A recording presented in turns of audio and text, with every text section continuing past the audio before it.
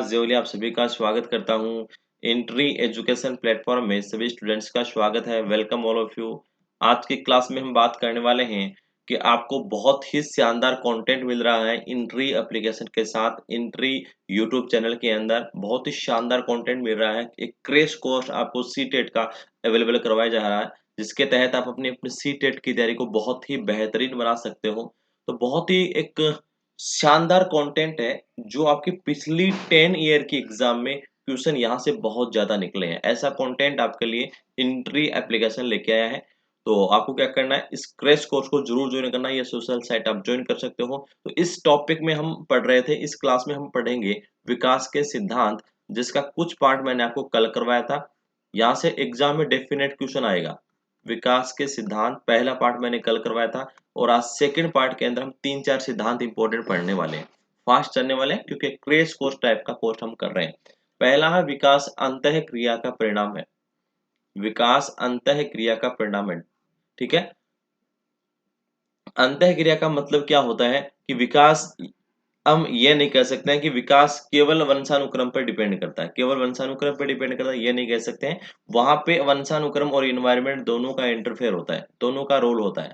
इसे ही हम क्या बोलेंगे, इन्वायरमेंट बोलेंगे, सॉरी विकास बोलेंगे। और अंतः क्रिया होती है किसकी, वंशानुक्रम और वातावरण दोनों की अंतः क्रिया, इसीलिए मल्टीप्लाई का साइन हुआ है। इसी को हम बोलेंगे विकास बोलेंगे, डेवलपमेंट बोलेंगे। और ये फॉर्मूला दिया है वुडवर्थ महोदय ने। यानी दो जुड़वा भाई हैं, एक आईपीएस बन रहा है, एक टीचर बन रहा है, तो उन दोनों में विभेद किसने किया है, वो वातावरण ने किया है, इन्वायरमेंट ने किया है। ठीक है ना। दोनों का इसमें रोल होता है, हेरिडिटी एंड एनवायरनमेंट का। ये सिद्धांत मानता है कि व्यक्ति का वंशानुक्रम और वातावरण के बीच हुई अंतः क्रिया का परिणाम है विकास। वुडवर्थ ने फॉर्मूला दिया है डी बराबर एच मल्टीप्लाई ई। इसके अंदर का क्या कहना है, वंशानुक्रम हमें वे तत्व प्रदान करता है जहां तक हमारा विकास संभव हो सके, जबकि जीवन के प्रारंभिक वर्षों में मिले कुपोषित वातावरण, दूषित भोजन एवं रोगग्रस्तता के कारण उच्च कोटि का वंशानुक्रम भी दुर्बल रह जाता है। यानी बहुत अच्छा वंशानुक्रम है, उच्च कोटि का वंशानुक्रम है, और यदि अच्छा हमें एनवायरनमेंट नहीं मिला तो वो भी दुर्बल रह जाता है। किसने कहा है, इसके अंदर महोदय ने कहा है। अगला है विकास के विभिन्न पक्ष अंतर संबंधित होते हैं। विकास के विभिन्न पक्ष आपस में जुड़े हुए होते हैं। विकास का एक पक्ष यदि प्रभावित होता है, जैसे मान लो फिजिकल डेवलपमेंट है, किसी बच्चे का फिजिकल डेवलपमेंट प्रभावित हो रहा है या कम हुआ है, तो वो अन्य विकास के पहलुओं को, जैसे सोशल डेवलपमेंट है, इमोशनल डेवलपमेंट है, कॉग्निटिव डेवलपमेंट है, सभी को प्रभावित करेगा। यानी ये आपस में सभी अंतर संबंधित होते हैं, इंटर रिलेटेड होते हैं, आपस में जुड़े हुए होते हैं। विकास के सभी पक्ष, एक पक्ष अन्य पक्षों को प्रभावित करेगा। बालक का प्रारंभिक सामाजिक व्यवहार उसके शारीरिक विकास से संबंधित होता है, अर्थात विकास के सभी आयाम या पक्ष आपस में जुड़े हुए होते हैं, शारीरिक, सामाजिक, नैतिक, संवेगात्मक, गामक। गेरिसन ने इस बात पे क्या कहा है, शरीर संबंधी दृष्टिकोण व्यक्ति के विभिन्न अंगों के विकास में सामंजस्य और परस्पर संबंध पर बल देता है। शरीर संबंधी दृष्टिकोण, शरीर संबंधी दृष्टिकोण व्यक्ति के विभिन्न अंगों के विकास में सामंजस्य और परस्पर संबंध पर बल देता है। इसलिए इसे अंतर संबंध का सिद्धांत कहते हैं। मतलब विकास के सभी पक्ष आपस में जुड़े हुए होते हैं। एक है विकास एकीकृत होता है या एकीकरण सिद्धांत। देखिएगा, मैंने आपको यहाँ पे 3 बातें बताई। एक तो अंतः क्रिया का सिद्धांत, विकास अंतः क्रिया का सिद्धांत होता है। इसका मतलब है डेवलपमेंट पर हेरिडिटी और एनवायरनमेंट दोनों का प्रभाव पड़ता है। ये बात होगी, इंपॉर्टेंट बात है। और विकास के सभी पक्ष या आयाम आपस में क्या होते हैं, अंतर संबंधित होते हैं।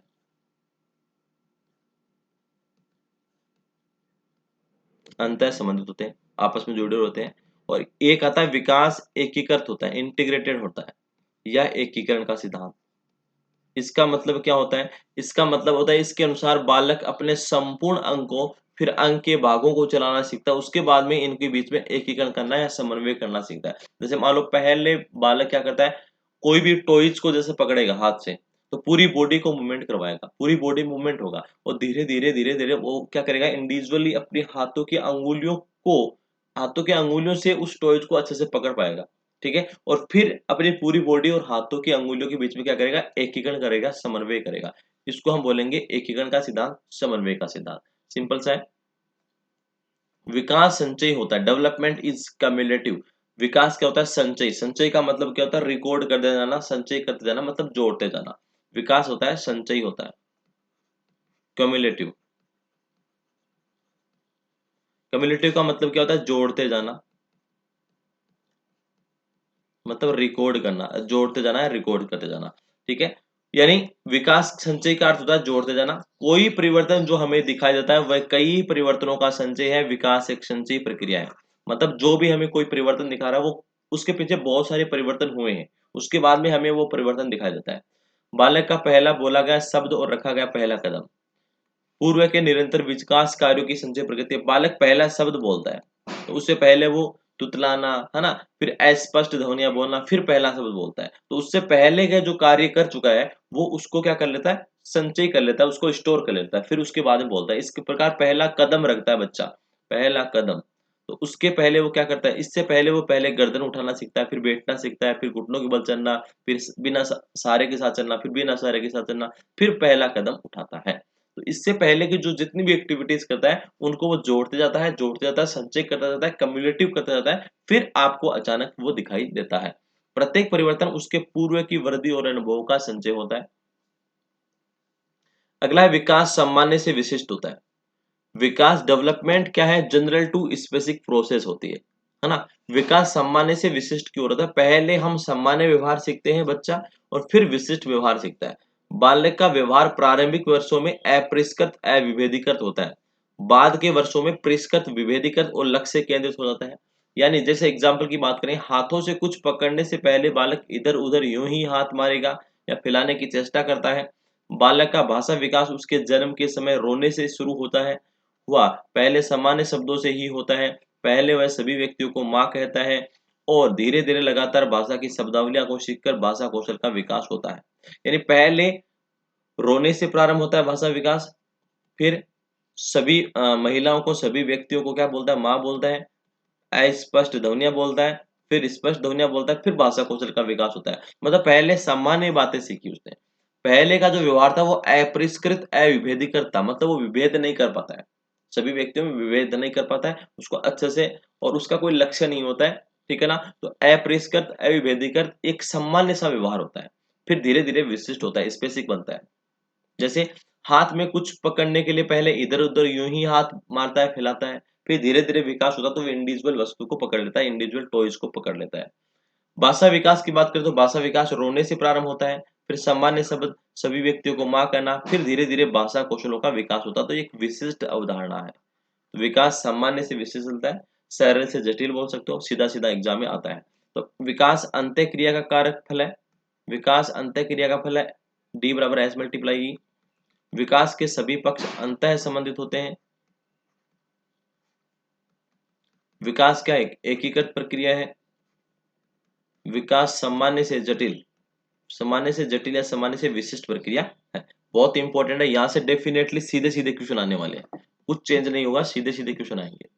विकास की भविष्यवाणी की जा सकती है।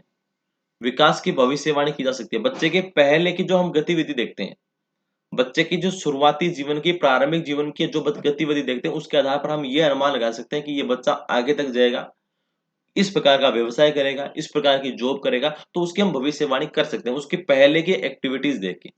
एक बालक की वृद्धि और विकास की गति देखकर आगे बढ़ने की भविष्यवाणी की जा सकती है कि जीवन के प्रारंभिक वर्षों में बालक की गतिविधियों के आधार पर परिवार के लोग उसके भविष्य के व्यवसाय की भी भविष्यवाणी कर देते हैं। मतलब विकास की भविष्यवाणी की जा सकती है।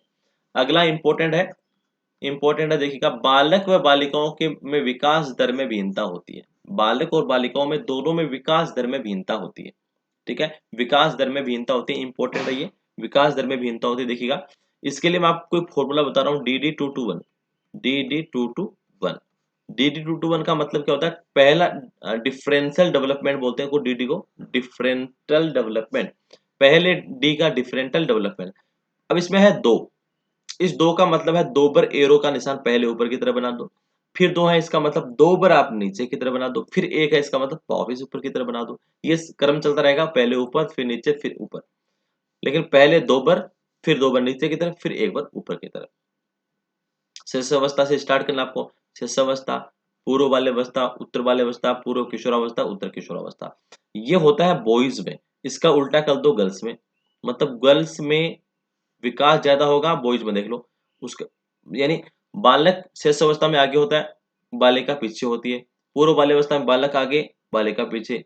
उत्तर बाल्यावस्था में बालक पीछे हो जाते हैं, बालिका आगे, बालिका आगे।